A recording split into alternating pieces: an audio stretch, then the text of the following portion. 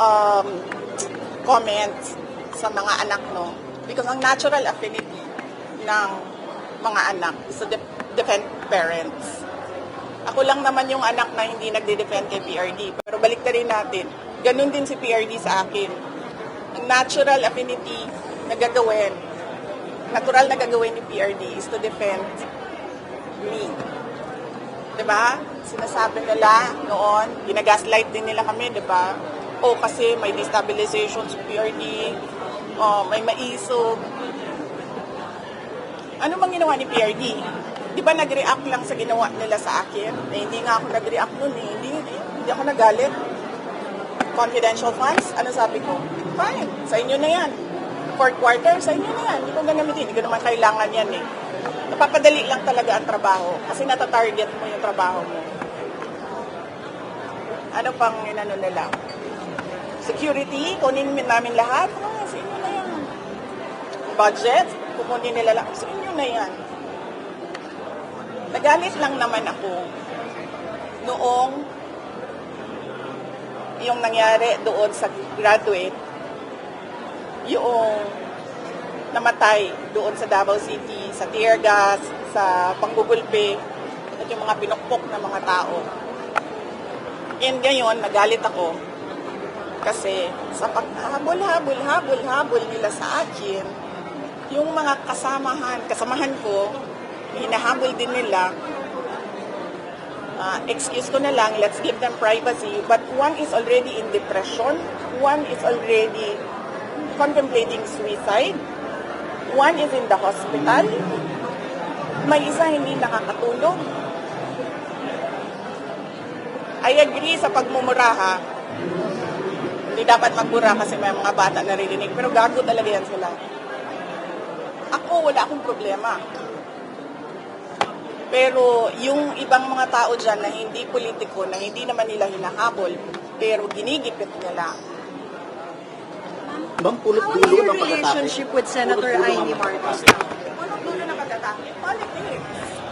Politika. Ano yan? Sinabi ko sa inyo, perpetuation in power yan. Gusto ko sana i-take up si Martin Romualdez pero nag-promise ako sa inyo, di ba, na another time si Martin. Oo, sa susunod na. Ma'am, yun nga po politika. Sabi po kasi ni Governor Matthew Manoto na pinersonal daw nyo yung dapat sanay politika lang. I-review nyo. Ayoko na banggitin eh. Lahat ng pagmemersonal nila sa akin. Pero i-review ninyo lahat ng ginawa nila sa akin. Sila ang nauna. Kayo ang nauna. Bakit? Because of envy and jealousy. Yan lang sisira sa bansa natin eh. Ma'am, are you talking yan o isa yan alam ng confidential fund? Hindi. Nagsimula ito pag-resign ko sa Lakas. Diba? Remember? Sinabihan ko siya. Martin. Sa ibang araw na. Kasi madami na kayong material. Ma'am, for the record, what is your relationship status with Senator Amy Marcos? And nag-usap na po ba kayo after that? After nung press con, tinext ko siya. And she was cold. Cold. Malamig. And then, meron siyang sinabihan ng common friend namin na naiinis siya sa akin at kay BBM.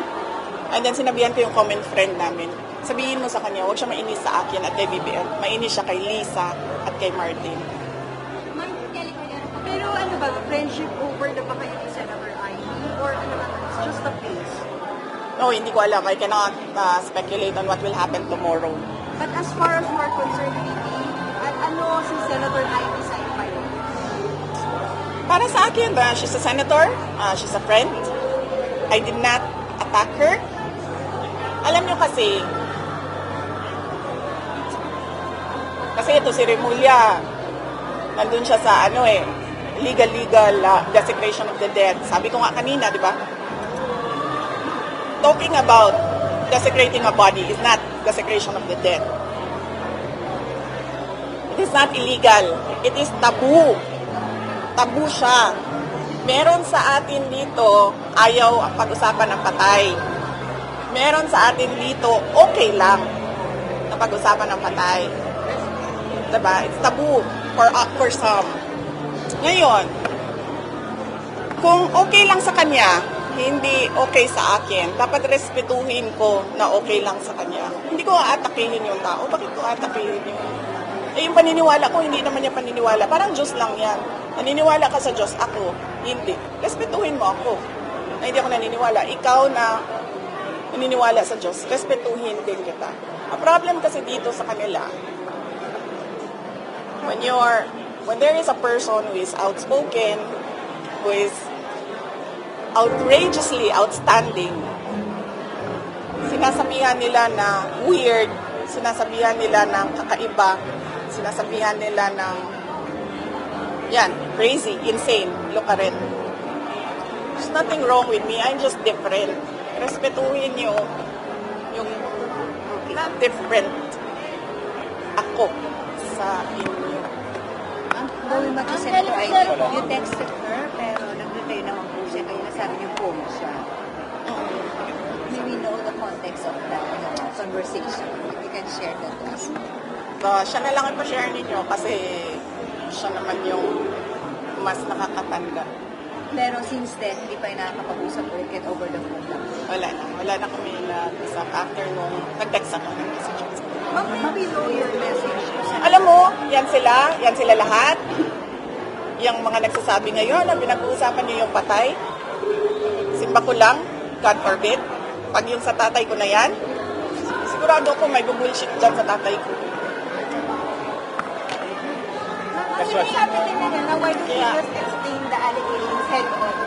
Just to set the record straight daw, ma'am. Kasi it's just, it distracts from the issue. It lowers the level. Kasi sabi ng mga house mo. Oo, kasi sabi nila, ako, Rather than Archie, short nandyan yan, diba? Sabi niyo raw po yung Diversion. release ka lang daw, ma'am. Diversion, yes. Well, it's a tie. Kasi ang ginagawa nila is a diversion from the nothingness that is this country is undergoing. This ginagawa nila is a diversion sa kagutuman, sa kahirapan, sa taas ng presyo, at sa kawalan ng mga Pilipino. Ginagawa nila ako diversion, gagawin ko din kung ano yung ginagawa nyo. Diba? Yung ba't na inflation rate Wala. is bumababa? Talo na kayo. Wala na. Kahit na anong gagawin nyo, talo na kayo.